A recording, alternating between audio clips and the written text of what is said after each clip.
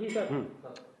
બનાવની હકીકત એ પ્રકારની છે કે દાહોદ ખાતે જે એને લગતના અલગ અલગ ગુનાઓ દાખલ થયા હતા એ પૈકી આજરોજ અન્ય ગુનામાં અટક થયેલા આરોપીઓ પૈકી શેષવ પરીખ, અદનાન વોરા, રાહુલ ચાવડા અને ડીકે પરમાર આ 4 આરોપીઓને અન્ય ગુનામાં અટક કરવા માટે નામદાર કોર્ટમાંથી હુકમ મેળવી જેલમાંથી કબજો મેળવવામાં આવેલ છે અને તેમની અટકની પ્રક્રિયા હાલમાં ચાલુમાં છે.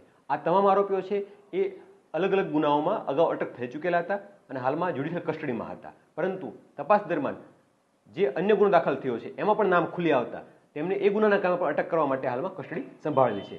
હાલમાં જે કસ્ટડી છે એ ટીડીઓસીની જે ફરિયાદ હતી એમાં તેમને અટક કરવાની પ્રક્રિયા ચાલુમાં છે. ચારે ચારનો રોલ શું હતો? ચારે ચારના રોલમાં જોવા જઈએ તો શેષવ પરીખ અને અદનાન વોરા એનો રોલ એ પ્રકારનો છે કે જમીનના માલિકો પાસેથી એને કરાવવા માટે પ્રક્રિયા પોતે સંભાળી વચ્ચે તરીકે કામ કરી અને એનો હુકમ ખોટો બનાવવામાં મદદરૂપ થયા હતા. જ્યારે અન્ય 2 લોકો રાહુલ ચાવડા અને ડીકે પરમાર એમનો રોલ એ પ્રકારનો છે કે સિટી સર્વે કચેરીમાં જે પ્રોપર્ટી કાર્ડ યોગ્ય નિર્ધારિત કાયદાકીય પ્રક્રિયા અનુસાર બનાવવું જોઈએ એમના બદલે એ પ્રક્રિયાને બાયપાસ કરીને સીધું જ પ્રોપર્ટી કાર્ડ બનાવી આપ્યું હતું આ ખોટા હુકમનો ઉપયોગ કરીને અથવા અન્ય કોઈ રીતે. આ કારણોસર આ 4 લોકોને ફરીથી હિરાસતમાં લઈ અટકની કાર્યવાહી હાલમાં ચાલુમાં છે. જે ગુનામાં અટક કરવામાં આવે છે એ ગુનામાં કેટલા લોકો વિરુદ્ધ ગુનો દાખલ થયેલો? આમાં ટોટલ 70 લોકો સામે નામજોગ ફરિયાદ દાખલ થઈ હતી જે તે સમયે. એમાંથી અમુક લોકોના અવસાન પણ થઈ ગયા હતા.